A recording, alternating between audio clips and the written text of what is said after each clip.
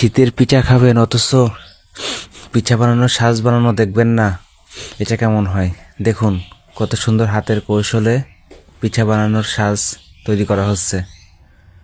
নরম মাঝে আমরা হাত দিলে হয়তো ভেঙে যায়, কিন্তু কারিগর যখন হাত দেয় তখন তার মধ্যে রূপ পায় একটা গঠন।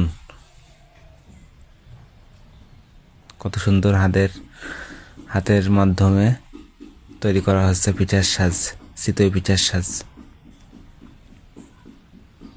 দেখতে থাকুন।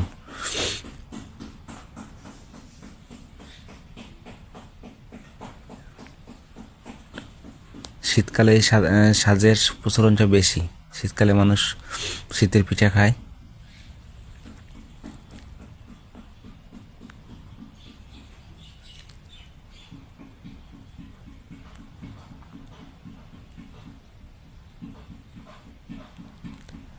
দেখতে থাকুন, সেই সব অবধি দেখতে থাকুন।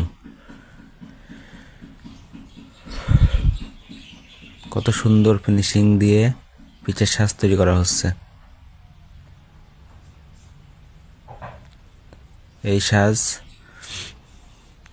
ডাইসের মাধ্যমে হাতের সাহায্যে ফিনিশিং করে এটা রোদে শুকানো হবে। তারপর রোদে শুকানো শেষ হলে এটা আগুনে পোড়ানো হবে।